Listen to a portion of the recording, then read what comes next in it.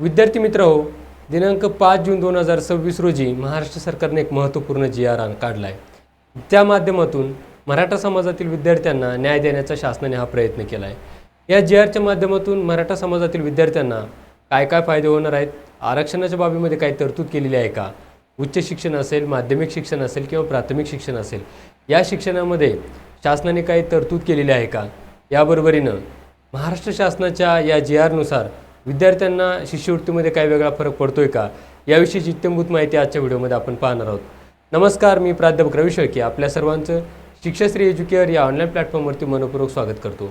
विद्यार्थी मित्रांनो, महाराष्ट्र सरकारनं काल एक अत्यंत महत्त्वाचा जी.आर. जारी केला, ज्यामध्ये आपण म्हणून विद्यार्थ्यांसाठी वेगवेगळ्या शैक्षणिक, सामाजिक, राजकीय आणि वैज्ञानिक गोष्टींवरती प्रकाश टाकत असतो।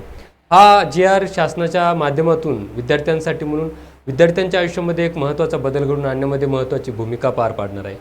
विद्यार्थी मित्रांनो, हा व्हिडिओ आपण शेवटपर्यंत बघा, म्हणजेच मराठा समाजातील विद्यार्थी असू देत किंवा ओबीसी समाजातील विद्यार्थी असू देत, यामध्ये दुजाभाव न करता मराठा समाजातील विद्यार्थ्यांसाठी म्हणून शासनानं समकक्ष नोकरीसाठी आणि समकक्ष शैक्षणिक सुविधांसाठीच्या हा जी.आर.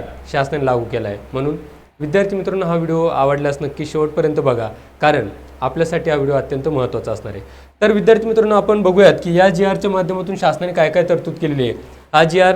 काल महाराष्ट्र शासनाच्या पोर्टलवरती अपलोड करण्यात आलेला आहे। आपण पाहू शकतात की महाराष्ट्र शासनाच्या पोर्टलमध्ये मराठा समाजासाठी विद्यार्थ्यांसाठी ओबीसी समकक्ष शैक्षणिक लाभ, समकक्ष म्हणजे काय विद्यार्थी मित्रांनो, ती गोष्ट अगोदर समजून घ्या की जे लाभ ओबीसी समाजासाठी किंवा ओबीसी प्रवर्गातील विद्यार्थ्यांसाठी पूर्वीप्रमाणे मिळत होते, तेच लाभ आता मराठा समाजातील विद्यार्थ्यांना मिळणार आहेत। यामध्ये प्रामुख्याने शासनानं नमूद केल्याप्रमाणे कोणकोणते लाभ आपल्या विद्यार्थ्यांना या ठिकाणी मिळणार त्याविषयी आपण प्रकाश टाकूयात।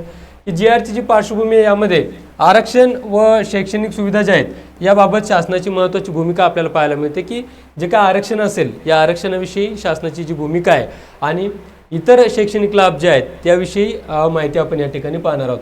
तर प्रामुख्यानं मुख्य उद्दिष्ट काय आहे शासनाचे या जी.आर. मागचे, किंवा या जी.आर.मधून आपण काय साध्य करणार, तर यामध्ये शैक्षणिक संधी वाढवणं, म्हणजेच काय तर मराठा समाजातील विद्यार्थ्यांसाठी शैक्षणिक संधी वाढवणं आणि इतर आर्थिक सहाय्य करणं, हा महत्त्वाचा उद्देश डोळ्यासमोर ठेवून शासनानं हा जी.आर. काढलेला आहे।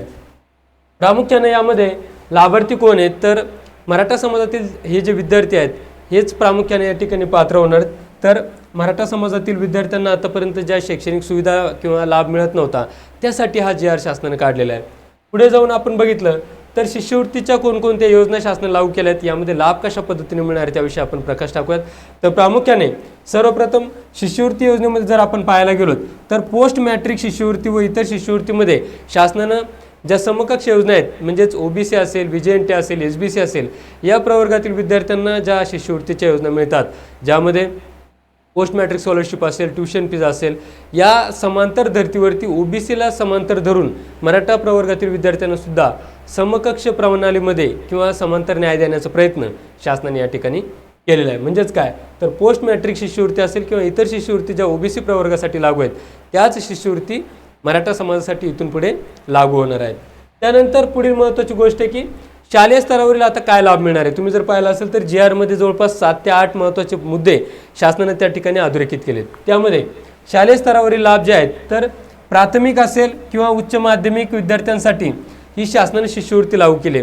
पूर्वीप्रमाणे तुम्ही जर पाहिलं असेल की ओबीसी विद्यार्थ्यांसाठी प्राथमिक वर्ग असतील, जे की आपण 1st to 7th स्टँडर्ड असेल किंवा 1st to 10th स्टँडर्ड असेल, त्यानंतर 10वी आणि 12वीसाठी शासन काही प्रमाणामध्ये ओबीसी प्रवर्गासाठी शिष्यवृत्ती देय करते। तर अशाच प्रकारची शिष्यवृत्ती आता इथून पुढे ओबीसी प्रवर्गातील विद्यार्थ्यांसाठी देय केल्या जाणार आहे। तर पहिला आणि महत्त्वाचा मुद्दा म्हणजे काय, तर प्राथमिक ते उच्च माध्यमिक विद्यार्थ्यांसाठी शासनानं शालेय स्तरावरील शिष्यवृत्ती सुद्धा आता मराठा समाजातील प्रवर्गासाठी लागू केलेली आहे। त्यानंतर पुढील महत्त्वाचा लाभ म्हणजे काय, तर उच्च शिक्षणातील लाभ। यामध्ये महाविद्यालयीन व्यावसायिक अभ्यासक्रमामध्ये विद्यार्थ्यांना मी अगोदर सांगितल्याप्रमाणे पोस्ट मॅट्रिक शिष्यवृत्ती असेल किंवा ट्युशन फीची शिष्यवृत्ती असेल, यासाठी ओबीसी प्रवर्गातील विद्यार्थ्यांना महत्त्वाचं म्हणजे काय, तर जे आपण स्कॉलरशिप विभागामध्ये जे आपण काम पाहतो, त्यामध्ये नॉन क्रिमी लेअर जे असतं, म्हणजे उत्पन्नाची मर्यादाची अट जी घालून दिलेली आहे, तीच अट ओबीसी प्रवर्गासाठी जी अट आहे, तीच अट आता मराठा प्रवर्गासाठी लागू असेल। म्हणजेच काय तर समांतर आरक्षण किंवा समांतर शिष्यवृत्तीचे लाभ सुद्धा विद्यार्थ्यांना महाविद्यालयीन शिक्षणामध्ये किंवा महाविद्यालयीन शैक्षणिक कारकिर्दीमध्ये पाहायला मिळणार आहेत. त्यानंतर कौशल्य विकास योजना. आता मागच्या व्हिडिओमध्ये आपण पाहिलं की ज्यामध्ये ITIची जे काय आपण ॲड होती त्यामध्ये पाहिलं की इंडस्ट्रियल ट्रेनिंग इन्स्टिट्यूट या माध्यमातून विद्यार्थी काय करतात तर आपलं करिअर घडवतात. यामध्ये प्रामुख्यानं वाहन चालक व वाहन प्रशिक्षक या ठिकाणी महत्त्वाचे 2 ट्रेड असतात. तर या योजनेमध्ये विद्यार्थ्यांना पब्लिक प्रायव्हेट पार्टनरशिप या योजनेतून मराठा समाजातील विद्यार्थ्यांना या माध्यमातून अधिकचे लाभ आणि शिष्यवृत्ती देय केलं जाणार आहे. त्यानंतर पुढील आणि महत्त्वाची जी की मी योजना तुम्हाला सांगितली की ITI व PPP योजना या माध्यमातून शुल्क प्रतिपूर्ती व प्रशिक्षण योजना. म्हणजेच काय तर ITI केलेल्या विद्यार्थ्यांना सुद्धा त्या ठिकाणी आता मराठा प्रवर्गातील असतील तर शुल्क प्रतिपूर्ती मिळणार आहे, म्हणजेच काय तर शिष्यवृत्ती मिळणार आहे. आणि प्रशिक्षण योजनेच्या माध्यमातून सुद्धा त्या ठिकाणी स्टायपंड देय केलं जाणार आहे.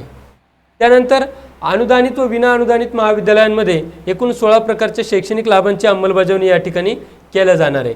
तर 16 प्रकारचे लाभ कोणकोणते विद्यार्थी मित्रांनो ते आपण बघूयात की ज्या पद्धतीनं ग्रेडेड किंवा नॉन ग्रँटेड कॉलेज ज्याला आपण म्हणतो, aided and non aided college, जसे की खाजगी असेल आणि शासकीय कॉलेज असेल.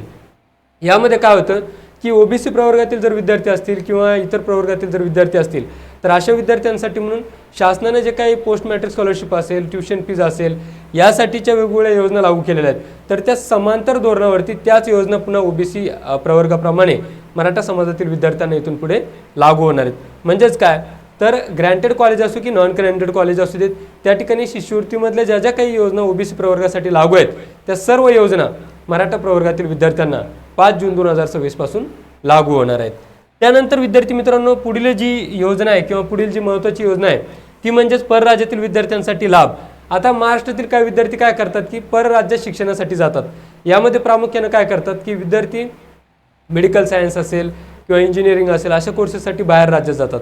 तर अशा विद्यार्थ्यांना OBC प्रवर्गासाठी सामाजिक न्याय विशेष सहाय्य विभागामार्फत परराज्यातील विद्यार्थ्यांसाठी शिष्यवृत्तीची योजना आहे, ज्यामध्ये आपण मागच्यामध्ये एक व्हिडिओ मागच्या आठवड्यामध्ये आपण अपलोड केला आहे. तशाच प्रकारची आता मराठा समाजातील विद्यार्थी जर परराज्यामध्ये ते मेडिकल इंजिनिअरिंग कुठलंही शिक्षण असू त्यासाठी जर जात असतील तर त्यासाठी सुद्धा नव्यानं शिष्यवृत्ती या ठिकाणी देय केला जाणार आहे. म्हणजेच आता विद्यार्थ्यांना परराज्य शिक्षणासाठीचं वाट सुद्धा मोकळी झालेली आहे. यानंतर पुढील म्हणजे काय तर कॅप व संस्थास्तरीय प्रवेश यासाठी रिक्त जागांवरील प्रवेशासाठी सुद्धा विद्यार्थ्यांना आता लाभ मिळणार आहे. म्हणजेच काय तर काय होतं बऱ्याचदा 2-3 राऊंड झालेत, म्हणजेच कॅप राऊंड झाल्यानंतर जे काही स्पॉट राऊंड होतो आणि स्पॉट राऊंड नंतर एक शेवटचा कॅप राऊंड असतो आणि तो संस्थास्तरीय प्रवेश म्हणतो आपण त्याला. तर या संस्थास्तरीय प्रवेशामध्ये मराठा प्रवर्गातील जे विद्यार्थी असतील तर त्या ठिकाणी कुठल्याही प्रकारचं आरक्षण किंवा त्या ठिकाणी वेगळी तरतूद शासनाने केलेली नव्हती. तर आता इथून पुढे विद्यार्थ्यांसाठी म्हणून मराठा प्रवर्गातील विद्यार्थ्यांना एक कॅप आणि संस्थास्तरीय प्रवेशासाठी सुद्धा वेगळं आरक्षण त्या ठिकाणी ग्राह्य करण्यात आलेलं आहे. पुढील प्रवेश काय किंवा पुढील महत्त्वाची योजना काय तर या सर्व योजना ज्या विद्यार्थ्यांसाठी लागू करण्यात आलेल्या तर त्या कुठल्या माध्यमातून लागू करण्यात येतील किंवा कुठे विद्यार्थी अप्लाय करू शकतात तर त्यासाठीचं आपलं लाडकं पोर्टल आहे जे की MHA-DBT पोर्टल. या MHA-DBT पोर्टलच्या माध्यमातून ऑनलाईन अर्ज आपल्याला करायचे आहेत आणि त्या माध्यमातून विद्यार्थ्यांना हा अधिकचा लाभ मिळणार आहे. बरोबर. त्यानंतर ही अंमलबजावणी यंत्रणा कोण करणार आहे तर यासाठी MHA-DBT पोर्टलसाठीची जी काही वेगवेगळे आयुक्त असतील किंवा जे काही कमिशनर्स असतील किंवा जे वेगवेगळे पदाधिकारी असतील हे पदाधिकारी या योजना राबवण्यासाठी काम करणार आहेत. यानंतर आर्थिक तरतूद या ठिकाणी शासन कशा पद्धतीने करणार आहे तर चालू व आगामी अर्थसंकल्पातील निधीमध्ये शासनाने त्या विभागांना आपला वाढीव निधी देण्यासाठी तरतूद करण्यासाठी GR काढलेला आहे. त्यानंतर अपेक्षित यानुसार मग परिणाम काय होणार आहे ते एकंदरीत आपण या सगळ्या योजना पाहिल्यात की ज्यामध्ये विद्यार्थ्यांना शालांत शिष्यवृत्ती योजना शासनाने चालू केली आहेत, माध्यमिक शिक्षणासाठी शिष्यवृत्ती योजना चालू केली आहेत, उच्च शिक्षणामध्ये कॉलेजला ॲडमिशन घेतल्यानंतर विद्यार्थ्यांना MHA-DBT पोर्टलवरती OBCला समकक्ष धरून सर्व शिष्यवृत्ती योजना शासनाने चालू केलेल्या आहेत. त्याबरोबरीनं पुढे जाऊन बाहेर राज्यात विद्यार्थी जे ॲडमिशन घेत असतील अशा विद्यार्थ्यांसाठी सुद्धा शासनानं ही योजना लागू केली की तिथं सुद्धा विद्यार्थ्यांना शिष्यवृत्ती मिळाली पाहिजेत. त्याबरोबरीनं ITIसाठी विद्यार्थी प्रवेश घेतात त्यामध्ये वाहन चालक आणि वाहक प्रशिक्षक यासाठी सुद्धा शासनानं पब्लिक प्रायव्हेट पार्टनरशिप या धोरणावरती शासनाने शिष्यवृत्ती लागू केली आहे. तर या सर्वाचा परिणाम एकत्रित काय होणार आहे तर विद्यार्थ्यांमध्ये एक समकक्ष भावना रुजवण्यासाठीची ही शासनाची महत्त्वाची पायरी किंवा महत्त्वाचा निर्णय या ठिकाणी पाहायला मिळतोय. त्या माध्यमातून शैक्षणिक समावेशन आणि विद्यार्थ्यांमध्ये एकंदरीत प्रगती व्हावी, मराठा समाजातील विद्यार्थ्यांमध्ये प्रगतीचे बीज रुजावेत यासाठी शासनानं हा GR लागू केलेला आहे. आता निष्कर्ष काय आहे तर कधीपासून हा GR लागू होणार आहे तर 26-27 वर्षापासून हा GR आपल्याला लागू झालेला पाहायला मिळेल. त्याची तारीख आपल्याला 5 जून 2026 आपल्याला महाराष्ट्र सरकारचा GR आपण बघू शकतात. या GRच्या माध्यमातून आपल्याला त्या ठिकाणी लाभ पाहायला मिळणार आहे. तर विद्यार्थी मित्रांनो, अगदी सोप्या आणि साध्या भाषेमध्ये मी तुम्हाला या GRची माहिती दिलेली आहे. तरीही आपल्याला जरी काय अडचण येत असेल तरी शिक्षाश्री एज्युकेअर या ऑनलाईन प्लॅटफॉर्मला आपण नक्की लाईक करा, शेअर करा, सबस्क्राईब करा आणि दिलेल्या नंबरवरती आपण संपर्क करून या माहितीचा उहापोह आपण करू शकतो. विद्यार्थी मित्रांनो, याही पलीकडे आपण शिष्यवृत्ती विभागामध्ये मागच्या 10 वर्षापासून कार्यरत आहोत. वेगवेगळ्या शिष्यवृत्ती, मग ते OBC प्रवर्ग असू देत, VJNT, SBC, SC, ST कुठल्याही प्रवर्गातील विद्यार्थी असतील त्यासाठी आपण शिष्यवृत्तीची माहिती देत असतो. शिष्यवृत्तीचे फॉर्म व्यवस्थित भरून विद्यार्थ्यांना शिष्यवृत्ती मिळवून देण्यासाठी प्रयत्न करत असतो. व्हिडिओ आवडल्यास नक्की सबस्क्राईब करा. आपल्याला काय अडचण असेल तर दिलेल्या नंबरवरती संपर्क करून आपण माहिती घेऊ शकतात. थँक्यू.